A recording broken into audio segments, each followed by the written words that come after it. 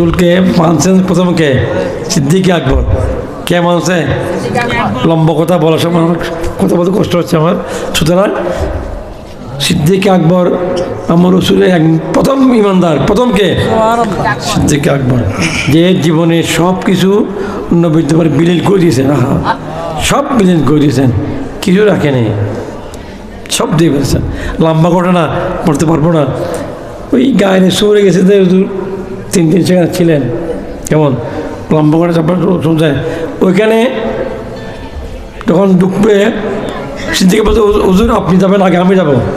যেখানে তাকে সাপ থাকলে আমাকে মারো, আমি যাবো, আপনাকে যাবো না। জানতে কেউ রসুলকে মহব্বত বেশি করেছেন। ওনার নাম হলো সিদ্দিকে আকবর। ঢুকছে, সমস্ত কিছু নাড়ি পড়েছে, একটা গর্ত না, কিছু নেই আর কিছু। ওই গর্তের উপরে এমনি হাত, এমনি কি আছে, পা দিয়ে আছে। রসুল বলে হুজুর আপনি আসেন, হুজুর কথা আমি একটু শুভ, আমার এক পা বেঁচে দিয়েছে, এখানে আপনি শুবেন, আপনি শুন। ওই গর্তের মধ্যে একটা সর্প আছে, সর্প নয়, ঈসা ইসলামের আমলের জিন। ঈসা ইসলাম ওয়াজ করছেন, ইয়াতি মিম্বাদে ইসমুহু আহমদ। ঈসা ইসলামের সময় মানব দানব সবাই আসতো বাজে। হুজুর বলছে এটা তারিখ আখিরি নবী 3 দিনের জন্য গায়ে এরাতে আসবেন, এখানে আসবে। কেমন আসবে? সুতরাং এটা লেখা আছে এখানে। ওই জিনটা নবীকে দেখার জন্য পাগল হয়ে 300 বছর এখানে বসে গেছে, বলো সুবহানাল্লাহ। এখন সিদ্দিক আকবর পা দিয়েছে, ওই স্বপ্ন উঠতে পারে না। এসকে মোহাম্মদের জলে যাচ্ছে, বাধ্য হয়ে সিদ্দিক আকবরের পায়ে দিছে কামড়, সর্পের কামড় দিছে। সিদ্দিক আকবর ও অনর আমি জানতে বলবো, কিন্তু রসুলকে তোলে দেখো কোরবান করতেন ফিরের জন্য। কার জন্য? উনি মুর্শেদ। উনি কি রসুলের প্রথম খলিফাকে? সিদ্দিক আকবর। তো পীরকে বাঁচাবার জন্য নিজের জান কোরবান করতেছেন। সবে কাটছে, আওয়াজ নাই, সাপের বিষ, চোখের পানি এসে গেছে। হঠাৎ চোখের পানি হুজুরের কপালে পড়ছে, চোখ বেলছে। এসে যে হুজুর কাঁদছে না, বলো সুবহানাল্লাহ।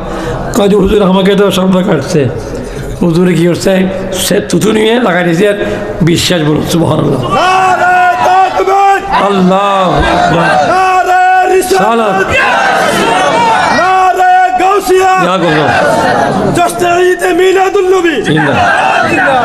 এখন যারা ইসলাম চায়, নবী কারো কল্যাণ করতে পারবে, যারা ইসলাম চায় এখন তারা কি বলে, নবী কারো বালা করতে পারবে না, সভা করতে পারবে। কে বলতেছে? উনি হিন্দু বলে নাই, এরা বলছে নবী কাহাকে কল্যাণ করতে পারবে। এখন তুতু দিচ্ছে সাপের বিষে, আবার সর্ব উঠছে, আসসালামু আলাইকুম ইয়া রাসূলুল্লাহ।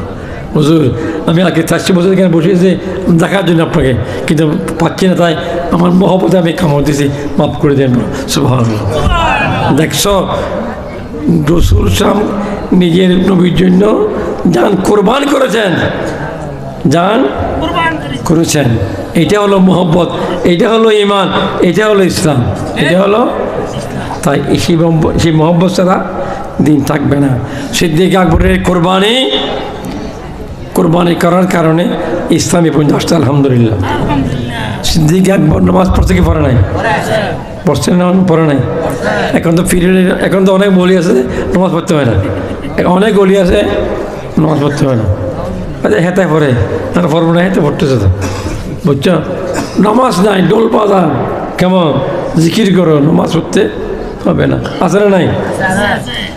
শরীয়ত আগে শরীয়ত, তারপর তরিকত। আগে শরীয়ত, তারপর নামাজ পড়তে হবে। নামাজ ছাড়া কোনো ইবাদত আর না।